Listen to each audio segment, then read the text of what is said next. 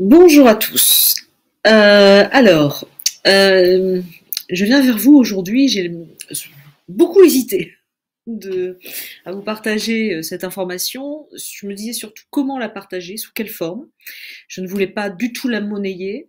D'abord, j'ai pensé sortir un livre avec tout cela, et puis je me suis dit, mais ça va me coûter de l'argent, donc je vais être obligée de faire payer, et je voulais pas du tout faire rentrer toutes les questions d'argent là-dedans. Je voulais vraiment que ce soit gratuit, et puisque moi, ça m'a été confié gratuitement.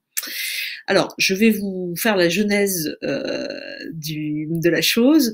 Euh, Ce sont des personnes qui ont vu mes vidéos sur les apparitions de la Vierge Marie sur YouTube, qui m'ont donc contacté en me disant qu'elles avaient des documents qui concernaient les apparitions de Garabandal en Espagne.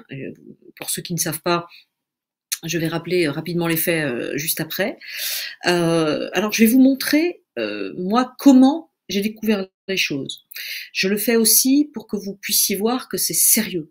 C'est-à-dire que c'est pas sorti de mon imagination. Et d'ailleurs, dans cette vidéo et celles qui vont suivre, puisque on n'aura pas assez, j'aurai pas assez de temps dans cette seule vidéo pour vous confier ces documents, euh, c'est très important que vous compreniez qu'en fait, moi je ne vais, à part ce que je fais maintenant, mais je ne vais jamais vous parler.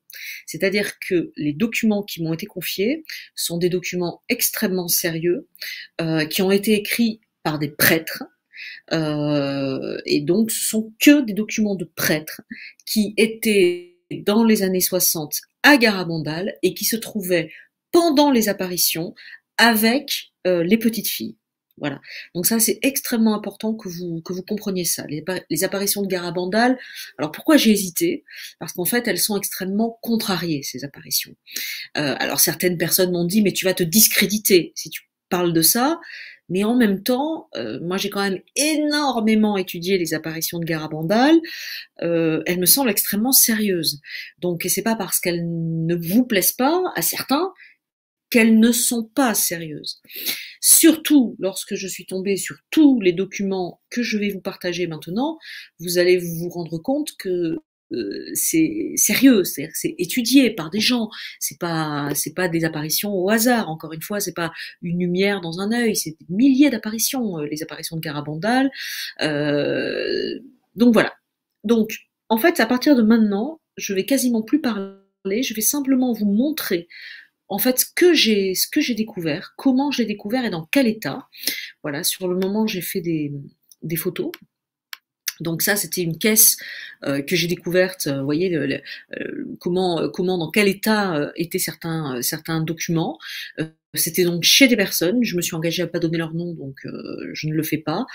Euh, Il y avait donc cette caisse, c'était les plus abîmés, voilà, ça c'était vraiment presque mangé par les souris, donc on n'a pas trouvé grand chose dans ces caisses-là. En revanche, vous allez voir, dans cette malle-là, là on a trouvé pas mal de choses. Donc là c'était vraiment une malle qui a été gardée. Dans cette malle, il y avait énormément de documents, de photos. On a retrouvé à peu près, allez, 400 diapositives qui ont été quasiment jamais vues, ou juste par leur propriétaire. Vous voyez, voilà la malle fermée. Et ici, il y a écrit donc, là où vous voyez ma petite souris, il y a écrit donc Garabandal. Euh, voilà, là on va voir le monsieur qu'on ne reconnaîtra pas parce qu'il est de dos, voilà, Diapo Garabandal.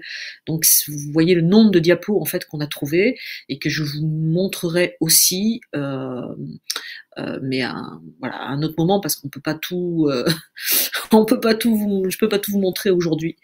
Voilà. Donc je me suis vraiment interrogée de savoir qu'est-ce que j'allais faire de ces documents, est-ce que j'allais vous les partager, pas vous les partager, etc. Voilà, j'ai décidé de le faire de cette façon pour une raison très simple aussi, c'est que je trouve que les événements que nous sommes en train de traverser, notamment avec cette guerre qui se déclenche, les événements Covid, on sent bien que le monde est bizarre, on sent bien qu'il y a des choses qui sont pas nettes, donc je me suis dit peut-être que ça devrait pas maintenant rester dans mon ordinateur, mais peut-être que je devrais vraiment vous le partager. Alors, on va commencer par un premier document. pense que c'est celui-là. Voilà. Alors ce document, pareil, je double partage mon écran pour que vous puissiez vous rendre compte que c'est extrêmement sérieux. Voilà, donc c'est bien ce document-là. C'est pas, encore une fois, le prêtre là qui a écrit ce document s'appelle le père Laffineur. Et c'était un des premiers grands héritiers de Garabandal, et la mission lui avait été confiée à l'époque d'aller sur les lieux pour enquêter au nom de l'Église et recueillir ce qu'il en pensait. Alors vous allez voir que là, il va non seulement vous expliquer les choses, mais en plus, il va vous raconter une apparition. Ça, c'est un document qui a jamais été témoigné en fait. Ce document était dans sa caisse, celle que je vous ai montrée, et il n'est jamais sorti de là. Voilà, donc à chacun d'en faire ce qu'il veut. Moi, juste avant de démarrer, pourquoi aussi je fais ça? Parce que Garabandal, c'est vrai que les personnes s'intéressent surtout au niveau de Garabandal, aux grands événements de Garabandal, aux événements spectaculaires, le grand miracle, l'avertissement. Personnellement, moi, de Garabandal, je voudrais retenir autre chose. Je voudrais parler de la communion. Je voudrais parler du message le plus fort pour moi de Garabandal, qui est soyez bons. Des miracles de Garabandal, des guérisons, des chapelets, de la prière du chapelet, et de cette façon dont la Vierge avait de donner le catéchisme, on peut l'appeler comme ça, aux petites voyantes. Et ça, ces faits-là, sont pour moi bien plus importants que tout le spectaculaire de Garabandal. Alors je sais que sur les réseaux sociaux, on voit c'est maintenant, c'est le grand avertissement, c'est le grand miracle. Moi j'ai envie de dire pause. Le temps du ciel n'est pas le nôtre. On ne sait pas quand est-ce que ça va tomber. Pour l'instant, seule Conchita a une date. Elle la dira quand bon lui semble. Mais moi, j'ai envie de faire un appel aussi, et c'est aussi pour ça que je partage ces documents. J'ai envie de faire un appel à la foi, un appel à la conversion, puisque c'est aussi son message à Garabandal. Et dans la foi et la conversion, il y a surtout le message de confiance. Et la Vierge, en plus, parle bien au conditionnel.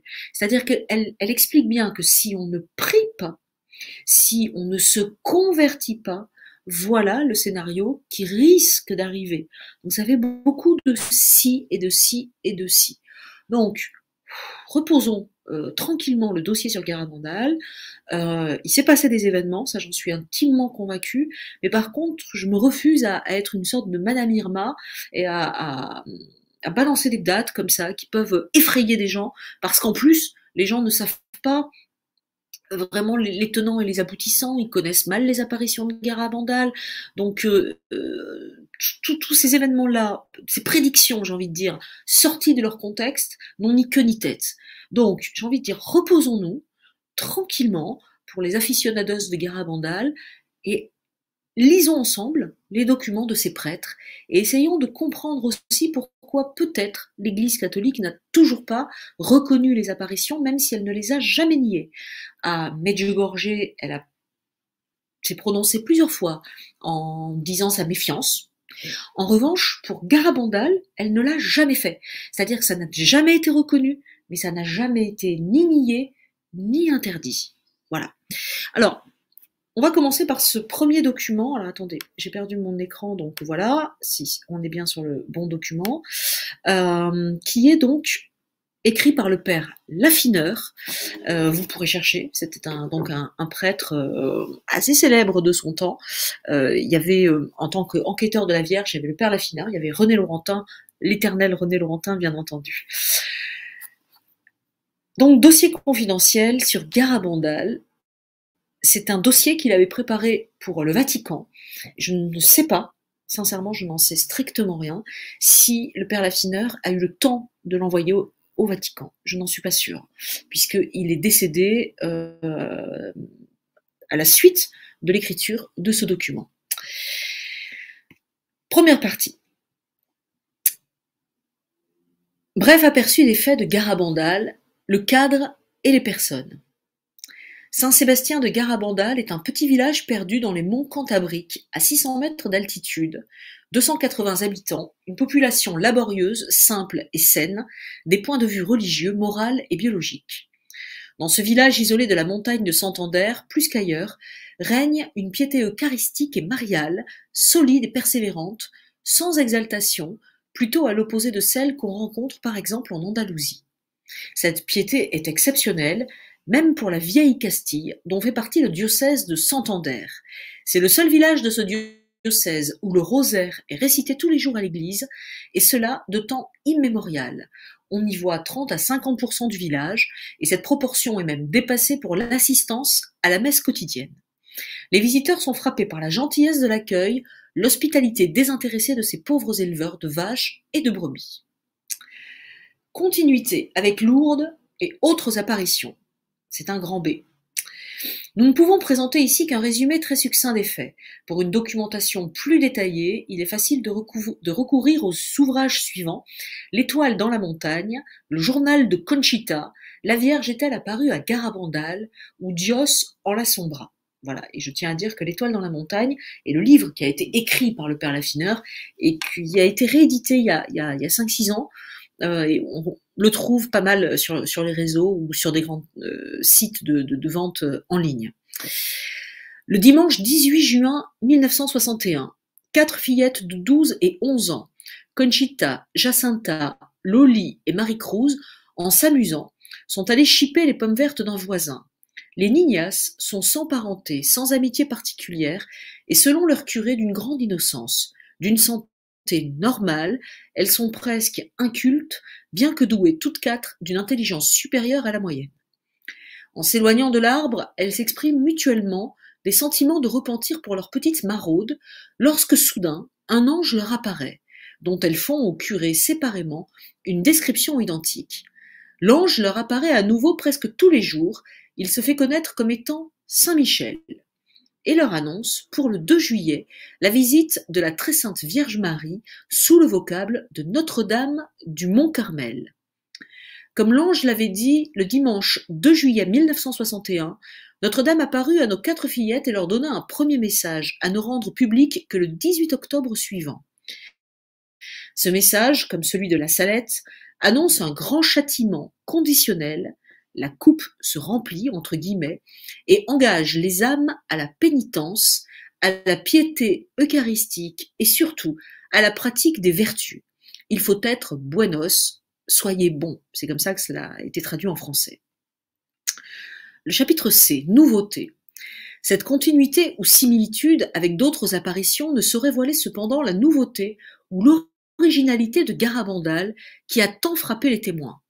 Dès le 5 août 1961, les extases prennent un caractère dynamique souvent très prononcé. Nous pensons surtout aux marches extatiques si belles, si extraordinaires.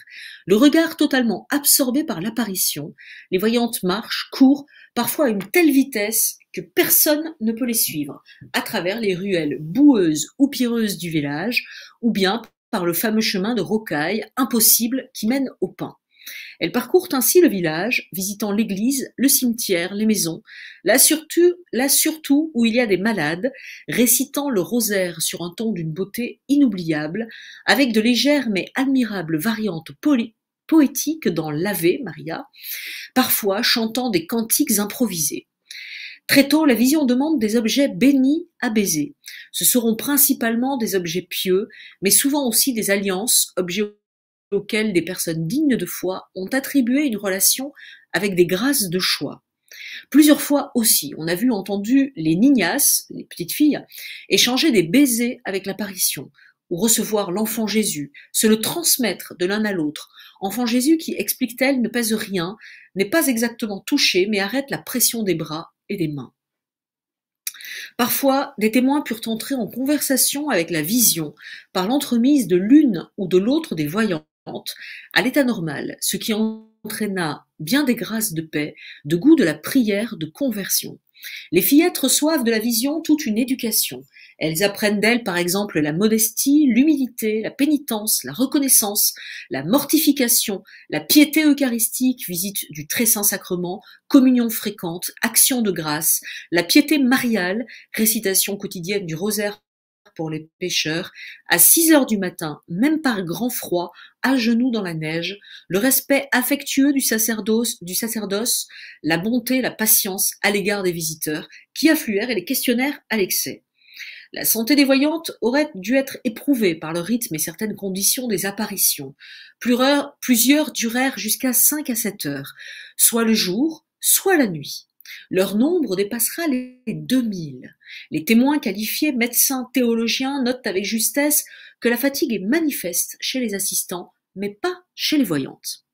Souvent les extases furent multiples, le même jour, quasi quotidiennes, du 18 juin 1961 au 18 novembre 1961, puis de nouveau de Pâques 1962 à la fin de cette année.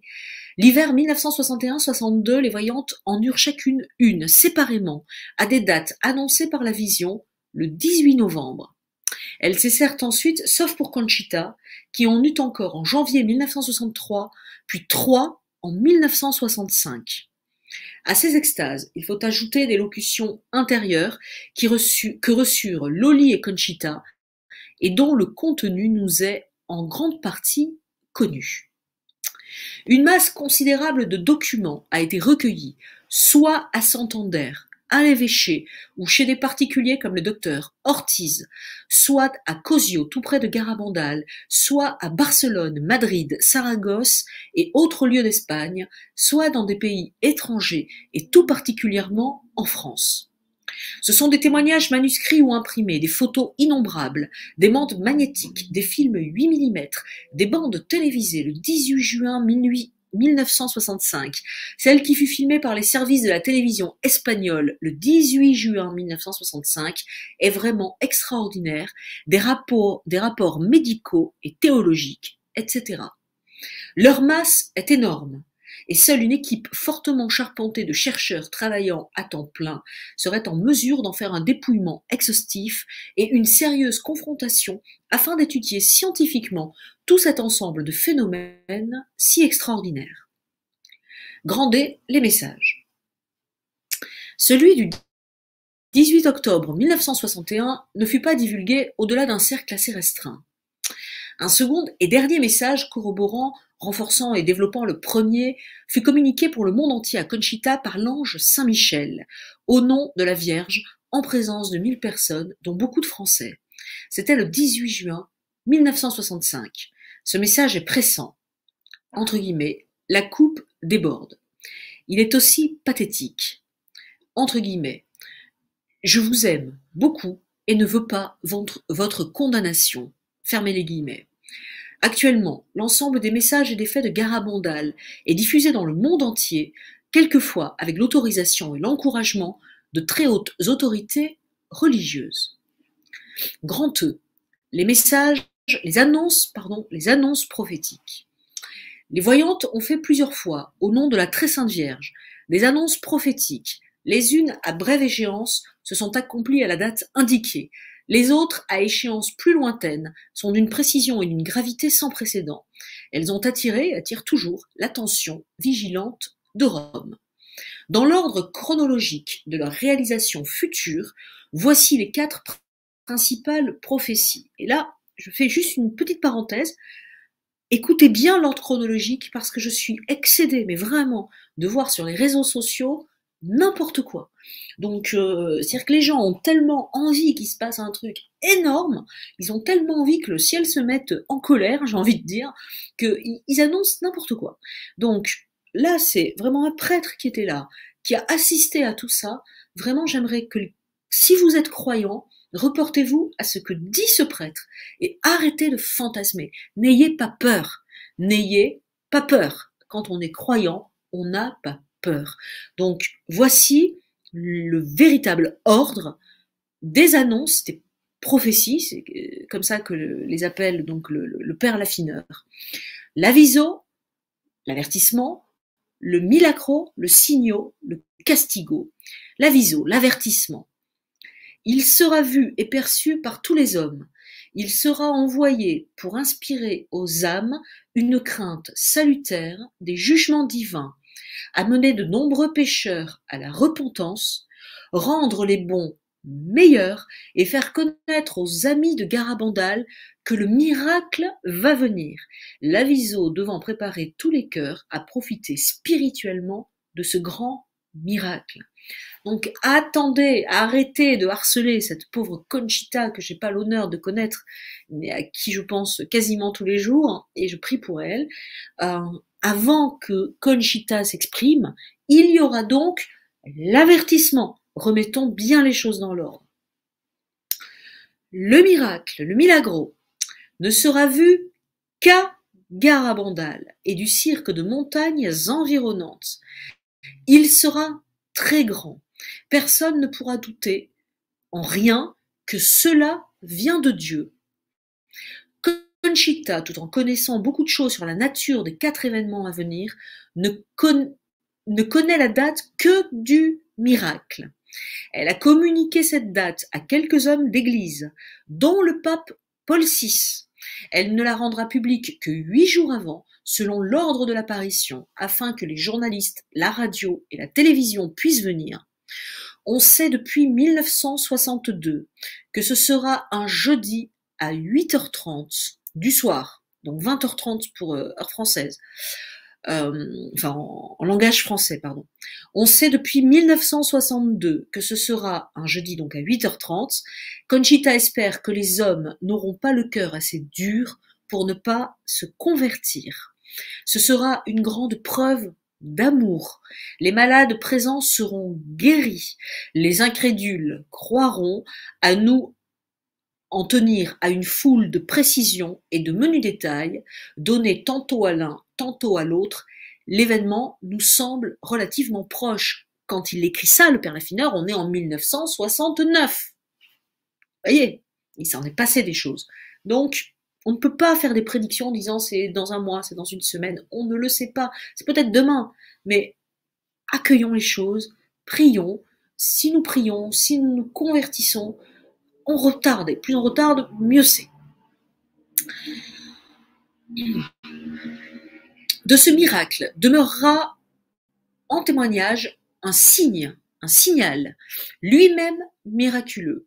La voyante le décrit comme une colonne de fumée qui restera au-dessus des pins des apparitions à 400 mètres de Garabandal, hasta el fin de los tiempos, c'est-à-dire jusqu'à la fin des temps. Et là, le père Laffineur écrit « tous les temps » ou notre temps, point d'interrogation. Elle sera formée d'une substance qui pourrait être vue, photographiée, cinématographiée, mais non palpée, c'est-à-dire qu'on ne pourra pas la toucher. Si rien ne pourra empêcher la venue de ces événements, le castigo, lui, est conditionnel. C'est un très grand châtiment, non d'origine humaine, qui attend l'humanité, si, vous voyez, il le met en gras et il le souligne, si elle ne donne pas de dignes fruits de repentir. C'est au cours de 2 nuits de juin 1962, qu'on appelle les nuits des gritos, les nuits des cauchemars, de l'horreur, on appelait ça à l'époque, que Loli et Jacinta d'abord, puis les âmes avec Conchita, eurent la vision terrifiante de ce châtiment. Mais si le monde change, il ne se produira pas. En fait, les données sont dans nos mains. Donc, prions, changeons les choses pour pas que ça se produise. Retrouvons notre humilité. Voilà. Grand F, les Fioretti. D'autres faits extraordinaires sont relatés au cours de ces événements de Garabandal. Tels sont par exemple les chutes sonores des voyantes à genoux sur les pierres, sans la moindre échymose, les parfums de suavité inconnus, les lumières émanant d'objets baisés par la très sainte Vierge, sans parler des guérisons inexpliquées. Dans l'attente d'enquêtes qui seraient entreprises éventuellement par qui de droit, nous nous contentons d'en relever ici le caractère global, sans précédent, et les effets spirituels dont bien des prêtres ont été les témoins émerveillés. Donc, là maintenant, je ne vais pas faire les choses dans l'ordre. Ça, c'était la première partie du document que le père Laffineur, et qui était assisté d'un autre prêtre, qui s'appelait le père Combe, souhaitait ou ont envoyé, je ne le sais pas, à l'époque au Vatican. Donc, je ferme ce document. Je vais en ouvrir un autre, que je pense que c'est celui-là. Voilà. Alors, ce document, vous allez voir, on est à la fois en 1969, à la fois en 1965. Donc là, c'est autant pour les aficionados de Garabandal, tout ce que vous avez entendu, c'est connu, le père Laffineur, et j'ai commencé par ça pour résumer pour les personnes qui ne connaissent pas Garabandal, pour qu'elles puissent suivre. Là, je vais vous lire un document absolument inédit, qui est une apparition racontée par le père Laffineur. Et la suite. Message de Conchita. Alors attendez, est-ce que vous le voyez? Oui, c'est celui-là. C'est bon. Message de Conchita du 18 juillet 1969. Pour tous les garabandalistes, donc pour chacun de vous ici présent, je demande à la Sainte Vierge que tout ce que vous faites pour elle et pour son message atteigne les cœurs de l'humanité entière. Je lui demande aussi que nous menions la vie que Dieu attend de nous tous. Conchita, 18 juillet 1969. Message de Conchita au père Laffineur. Avec mon affection, vous me serez toujours présent dans mes pauvres prières. C'est la souffrance qui nous rapproche le plus de Jésus et de Marie. Dans la croix, en effet, sont présents le Christ et la Vierge. Conchita, 18 juillet 1969. Donc maintenant, le père Laffineur raconte un événement qui s'est passé le 18 juin 1965 à Garabandal. La baronne Lepelletier de Glatigny était particulièrement qualifiée pour vous présenter en toute simplicité et avec loyauté. Alors oui, je tiens à dire, que ce document-là avait été donné lors d'une conférence. C'est pour ça qu'il va parler d'une conférence. Bien entendu, on va pas la voir, c'était pas filmé, mais il l'avait écrit aussi, ce document, pour cette conférence. Donc ça fait allusion à des diapositives. Ces diapositives, je vais vous les montrer dans une autre vidéo. On peut pas tout faire aujourd'hui.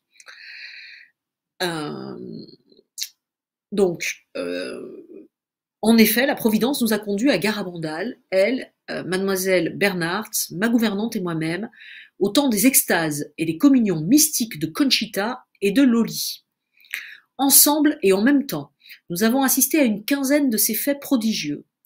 Nous nous présentons donc devant vous comme des témoins des apparitions. Et si nous osions reprendre les paroles de l'apôtre Saint Jean, nous vous dirions humblement mais fermement ce que nous avons vu, ce que nous avons entendu, ce que nous avons touché. Nous venons vous en rendre témoignage, et notre témoignage est vrai. C'est à ce titre très particulier que nous sommes aujourd'hui parmi vous. De plus, personnellement, je le suis aussi comme un ancien de Beaurain. Vous le savez certainement, du 29 novembre 1932 au 3 janvier 1933, il y eut à Beaurain, en Belgique, des apparitions de la Sainte Vierge, qui furent reconnues par l'Église une dizaine d'années plus tard. J'étais alors non loin de là, à Louvain, cette ville universitaire que vous connaissez bien, pour des motifs qui maintenant me font rougir. Je ne me suis pas déplacée et je n'ai rien vu. Puis mon devoir professionnel m'a obligé de m'y rendre. J'ai travaillé à Beaurain de longues années, et c'est là que, sans m'en douter, je me suis préparé au travail que je fais pour Garabandal depuis bientôt 9 ans. De Beaurain, il y a 37 ans, j'ai retenu une leçon intellectuelle dont je veux vous faire confidence, parce que je la crois fort importante pour tous. Quand j'y suis arrivé, les apparitions terminées, je viens de le dire, je n'y croyais pas. Tout de suite, je me suis mis à la tâche avec conscience et grande application. Après un labeur long et loyal un soir, je suis arrivé à une conclusion de raison. Toutes mes objections, toutes mes difficultés, tous mes doutes sont résolus. Je suis absolument sûr que les faits sont authentiques et relèvent du surnaturel divin. Et pourtant, mesdames et messieurs, je n'y croyais pas. Vous imaginez, j'ai bien dit, j'étais sûr d'une certitude de raison que la Sainte Vierge était apparue aux 5 enfants de Beaurain, et j'étais dans l'impossibilité absolue d'aller m'agenouiller à l'aubépine dans laquelle il l'avait vue. C'est que, comme l'enseigne la théologie thomiste, il y a bien 2 mondes de pensée, celui de la raison raisonnante et celui de la foi, des réalités surnaturelles. Je me rappelle la nuit douloureuse que j'ai passée. J'ai demandé à notre Dieu lumière et force surnaturelle. Le lendemain matin, l'âme dilatée, je découvrais enfin la Sainte Vierge, là où elle est venue. Là où elle était venue, excusez-moi. Chers amis, je comprends donc d'avance tous les problèmes que peuvent se poser des auditeurs ou des lecteurs, à qui je ne demande rien d'autre qu'une grande loyauté. D'autant plus que je me rappelle la réflexion que me fit un jour à la frontière suisse un grand évêque allemand, monseigneur Grabert. Père, la foi en Notre-Dame est une grâce que Dieu n'accorde pas à tout le monde. Quand je suis arrivé pour la première fois à Garabandal, je me suis souvenu que je ne comprendrais rien si à une attitude critique aiguisée, je ne joignais pas une grande simplicité surnaturelle de cœur. Mon passé de Borin m'a mérité la confiance d'un grand évêque de Santander, que fut monseigneur Beitia. Malgré l'opposition diabolique de sa curie, après m'avoir toujours demandé la fidélité aux règles de la prudence théologique, il me chargea d'enquêter sur place et de lui adresser des rapports objectifs et consciencieux. Enfin, Borin et les 37 années qui le suivirent m'apprirent les règles de la méthode scientifique qui s'impose pour étudier les phénomènes préternaturels d'ordre divin que sont les apparitions vraies, authentiques. Chapitre 2. Cette méthode scientifique, je l'ai exposée dans le chapitre 2 de notre livre L'étoile dans la montagne. Je la résume: jugement des médecins et des spécialistes des sciences psychologiques ou parapsychologiques, jugement des philosophes et des théologiens. Les premiers s'occuperont de la normalité physique et psychologique des voyantes. La tâche des seconds sera incomparablement plus grande et plus difficile.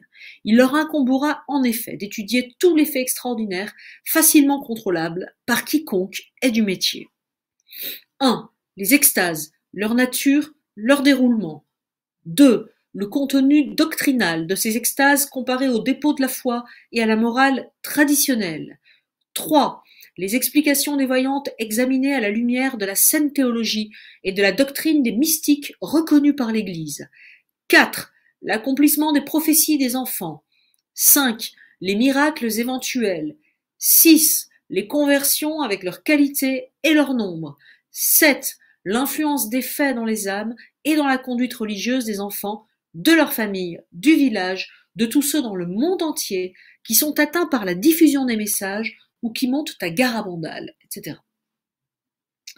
La matière est si abondante à Garabandal que sans l'avertissement, sans le miracle à venir et le signe qui en doit rester au pain, il faudrait attendre des années avant que les théologiens compétents aient achevé leurs travaux, avant que toute commission vraiment canonique puisse se prononcer au sujet de ceci et donner au monde ses propres conclusions. Parler ainsi, mesdames et messieurs, c'est vous dire la légèreté et l'inconscience de la soi-disant commission de Santander et vous expliquer pourquoi, dès 1963, j'ai cessé de l'estimer et j'ai demandé aux autorités compétentes de l'Église catholique de la dissoudre et de la remplacer. Le temps s'est chargé d'exaucer ma prière. La mort ou les déplacements des personnes ont passé. Pratiquement, cette commission qui n'a jamais existé ni agi canoniquement a disparu malgré les prétentions incroyables et la malhonnêteté insigne de l'un de ses survivants. Le père Laffineur ne mâche pas ses mots. Vous allez voir, ce n'est que le début. Vous avez donc vu 70 des 220 diapositives de notre collection. Vous en avez entendu la présentation par Madame Pelletier. Encore une fois, ce texte faisait partie d'une conférence donnée à l'époque, en 1969. J'ai ces diapositives aujourd'hui. Mesdames, je considère ces commentaires comme très importants, parce que récemment, le Saint-Père Paul VI, donc on est toujours en 1969, tout ce que je lis sont des écrits de 1969. Donc le Très Saint-Père Paul VI a proclamé docteur de l'Église 2 d'entre vous, Thérèse d'Avila et Catherine de Sienne. Il ne manque à mon intelligence et à mon cœur, parmi d'autres, qui mériteraient également ce doctorat, que Thérèse de Lisieux. C'est vous dire la place que, selon moi, vous occupez si légitimement dans l'Église catholique.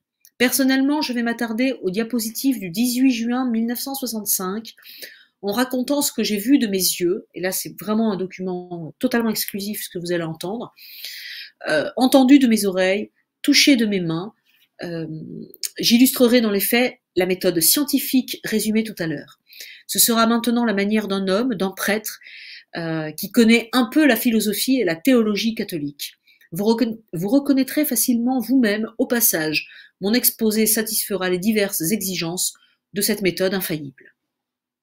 Une fois de plus, malgré l'opposition et l'obstruction infernale de sa curie, j'ai rencontré providentiellement monseigneur Beitia au moment où il quittait l'évêché. Il m'a béni avec la plus grande bienveillance paternelle. Oui, père, a-t-il ajouté, montez à Garabandal pour le 18 juin, ne forcez pas la grâce de Dieu et repassez me faire un rapport.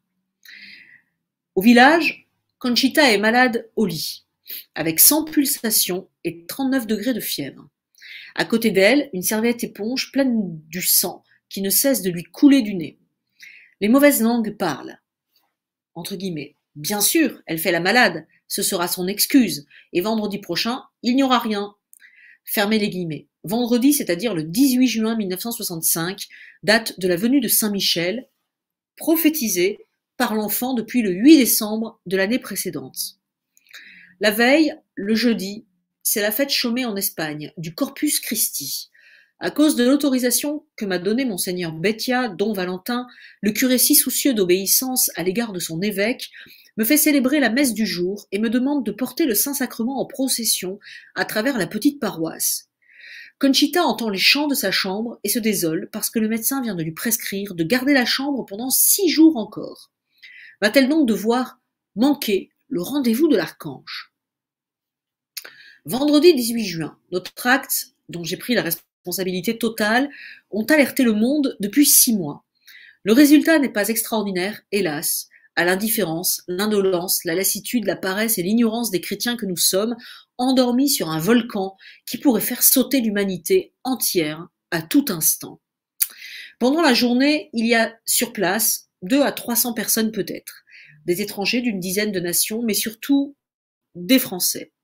De ces Français, dont le père Rodigo, le savant et vénérable jésuite, le révérend père, excusez-moi, de ces Français dont le révérend père Rodrigo, le savant et vénérable jésuite de l'université pontificale de Comillas, au diocèse de Santander, a dit un jour « La Vierge est apparue en Espagne, mais ce sont les Français qui l'ont accueillie. » Parmi eux, un saint prêtre de 84 ans, le père Pell, qui donne l'exemple de la prière fervente et de la pénitence. Il passera son séjour au pain et à l'eau, entraînant dans son sillage tous ses compatriotes. Surprise. Vers 11 heures du matin, Conchita, infidèle aux prescriptions médicales, est dehors, en corsage de laine rouge et veste de velours vert sombre. Je la vois sous le soleil, au milieu des étrangers et de quelques Espagnols qui sont là aussi. Je m'approche des Français et j'insiste. Vous êtes un peuple intelligent. Profitez de l'occasion. Approchez de Conchita, parlez-lui, mais surtout, observez-la sans trêve, à une certaine distance. La voilà au naturel, voyez ce qu'elle est, ce qu'elle vaut. Est-elle saine physiquement et psychologiquement, malgré son accroc de santé? Est-elle humble, simple, délicate, sous la beauté éclatante de son visage? Modeste, intérieurement, recueillie derrière son sourire et la gaieté foncière de son caractère? Respectueuse et aimante du sacerdoce qui l'approche? Fraternelle, compatissante, héroïquement charitable pour tous, malgré la fièvre qui ne l'a pas quittée, docile à sa mère qui craint pour elle, parce que la serviette éponge pleine de sang de ses saignements de nez est toujours sur son lit, oui, l'occasion est unique. Mes interlocuteurs ne seront à aucun moment déçus, et pourtant Conchita leur appartiendra totalement jusqu'à 22 heures, jusqu'au moment où, rentrée dans la cuisine de sa petite maison, nous la verrons grignoter un quignon de pain. Vers 15 heures, avec les Français et ceux qui comprenaient leur langue, nous étions assis sous l'auvent de la petite église et aux alentours. Ce fut la petite conférence de presse que je leur avais promise pour répondre à leurs questions si légitimes. Et s'il n'y avait rien aujourd'hui, père, remarqua un Parisien intelligent et curieux. Cher ami, nous rentrerions en France, la tête basse, honteux de notre crédulité infantile. Quant à moi, je serais l'objet de la risée universelle, en attendant les sanctions ecclésiastiques que j'aurais bien méritées. Toutes les têtes se levèrent, et je compris la gravité du moment. Gardez tous la paix. Pourquoi, père? Parce qu'il s'agit de la prophétie de la Vierge du 8 décembre dernier, il y a 6 mois, et la Vierge ne mange jamais. C'est Conchita qui l'a dit, père, oui, mais Conchita ne mange jamais non plus. Je n'ai aucun mérite à parler ainsi. 10 fois je l'avais constaté, et je me rappelais trop bien que ces 2 affirmations étaient celles de Jacinta 2 ans plus tôt. Cette exquise Jacinta, qui ce 18 juin resta au milieu des pèlerins devant la maison de Conchita et assista à l'apparition de Saint-Michel à quelques pas de son ami la nuit suivante. 22 heures, ce même vendredi, les Espagnols de la vallée sont montés. La plupart attendent l'événement. Quelques-uns pourtant se moquent des étrangers et tout spécialement 3 ou 4 prêtres voisins appartenant au cercle de Puentenanza. On les remarque facilement, d'autant plus qu'ils ne se gênent pas pour élever la voix. 23 heures. Je suis seul, ou presque, adossé au mur de l'étable de la maison de Conchita. Je me surprends à prier. Saint-Michel, j'ai vu autrefois l'enfant en extase. Je suis responsable de la présence des étrangers de ce soir parce que j'ai annoncé votre venue. J'accepte de ne rien voir aujourd'hui, à la condition que eux ne soient pas déçus. Je fais quelques pas et j'interpelle Conchita par la fenêtre de la cuisine. Mon petit, que faut-il faire? Elle répond, Père, montez au quadro, c'est-à-dire l'endroit de la ruelle des Pins, où l'archange nous est apparu le 18 juin 1961. Sans doute, Conchita avait-elle donné la même consigne en mon absence, car je trouvais là sur les pierres du chemin et sur les remblais les quelques 500 personnes qui s'y étaient rassemblées. On priait en français et en espagnol, on chantait aussi les cantiques de la Sainte Vierge. Quand je rejoignis mes amis de Mars-sur-Allier, une de mes anciennes paroisses qui m'avait accompagné pour la circonstance, ils me dirent « Quel dommage, père, vous arrivez trop tard. Nous venons de voir une étoile qui s'est allumée dans le ciel et y a dessiné un grand cercle, avant de s'évanouir. Vous êtes sûr? Comme on vous l'affirme, nous l'avons tous suivi des yeux. Bon, continuons à prier avec les autres. Je n'avais pas terminé ma recommandation que tout le monde se taisait, levant la tête. Une nouvelle étoile venait de s'allumer juste au-dessus de la maison de Conchita, traversait très lentement le ciel et allait mourir au-dessus des pins. Chacun eut le souffle coupé et tous se regardèrent en silence. Mesdames et messieurs, je ne pense pas que dans les deux cas, il ait été question d'une des étoiles du firmament. C'était comme une étoile, absolument. Je crois qu'il fut question d'une création de Dieu par l'intermédiaire des anges, de deux prodiges, disons, de deux miracles, pareil à ce que l'Évangile appelle si justement l'étoile des mages. La Providence nous préparait tous ainsi à l'accomplissement de la prophétie du 8 décembre 1964. Il était temps, car au bas de la ruelle, Conchita, accompagnée de son frère Séraphin, apparaissait au milieu d'un rectangle de 6 gardes civils, les gendarmes d'Espagne. Svelte, alerte, le visage rayonnant, elle marchait rapidement, toute trace de fatigue ou de maladie ayant disparu. Arrivé à ma hauteur, j'interpellai Séraphin. « Donne-la-moi, je suis son abuelo. »« Oui, père, remplacez-moi. » Les gardes civils me laissèrent entrer dans leur rectangle qui protégeait la voyante. Et c'est ainsi qu'après avoir accepté de ne rien voir, je passai le bras droit sous le bras gauche de Conchita et je la conduisais 30 mètres plus haut, au rendez-vous de l'archange.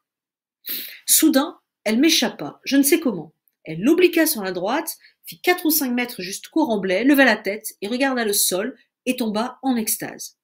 À partir de ce moment, tout releva du miracle, on va le voir.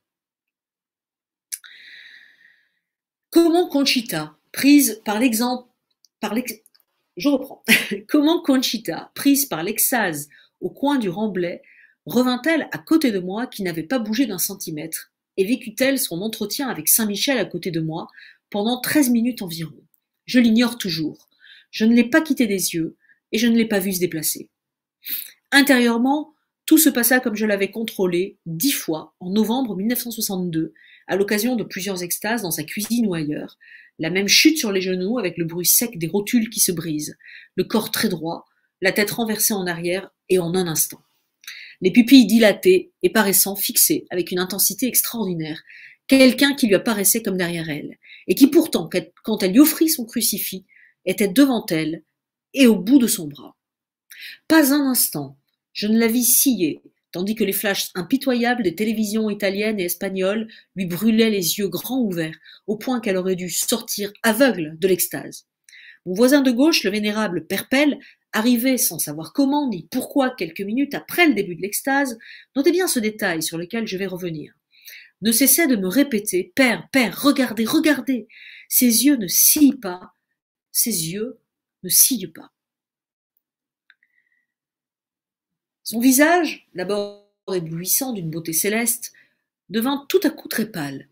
Une larme se détacha de sa paupière gauche et mourut jusqu'à sa joue, à hauteur de l'oreille. Le lobe de celle-ci était souple.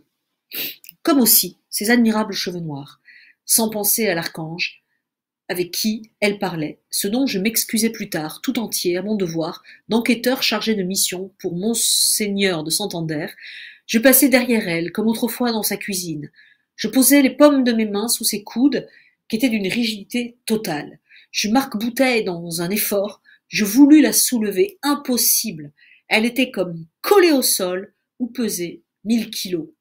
Le garde civil qui m'avait cédé sa place, voyant mon geste, se crut sans doute autorisé à le reprendre. Il était moins robuste que moi et pourtant je le vis réussir avec facilité. Il souleva Conchita à 50 centimètres du sol et tout le monde put constater qu'au lieu de redescendre par terre, comme c'eût été normal, ses pieds et ses jambes restèrent en angle droit avec les cuisses. De toute évidence, cette partie de son corps était à ce moment-là absolument rigide. Je me surpris alors à parler mentalement à Dieu. Merci Seigneur, de cette nouvelle preuve de la réalité de l'extase. Moi, je n'ai pas pu la soulever. Vous avez permis que le gendarme y réussisse pour que je constate ce que sans cela, je n'aurais pas pu contrôler. Je prends un petit verre.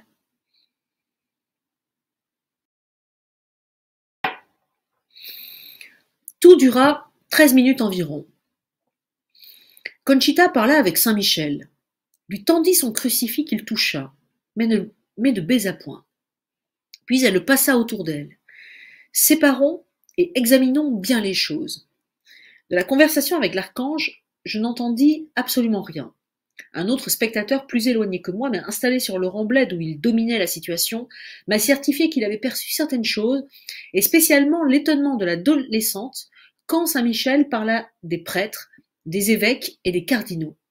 Cet étonnement fut si grand, m'a-t-il affirmé, que pour y répondre, le visiteur céleste se reprit.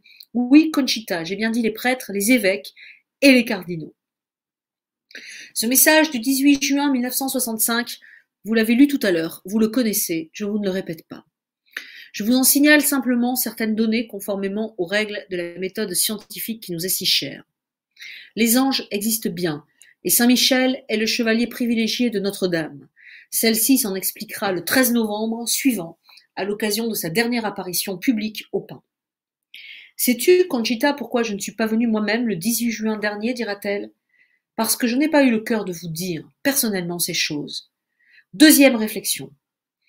Notre-Dame du Mont-Carmel entend bien que nous diffusions son message et inlassablement, puisqu'elle a chargé son envoyé de nous reprocher de ne pas l'avoir fait davantage.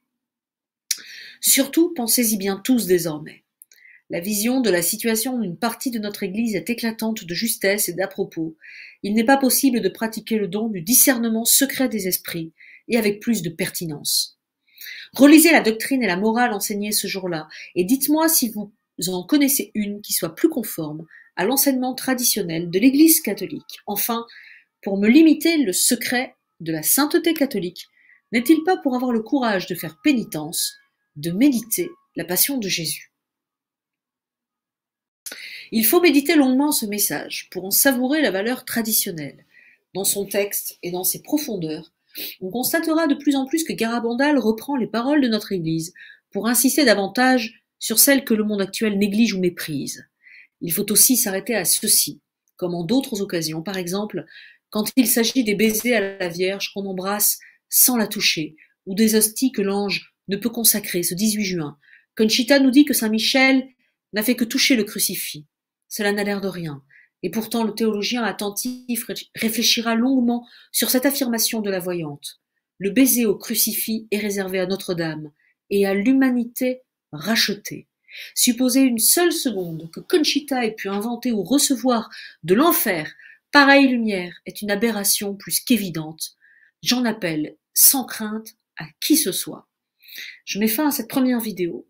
La suite de ce document exceptionnel dans la seconde vidéo, et vous allez voir que ce n'est que le début d'une très longue série de documents exceptionnels et inédits.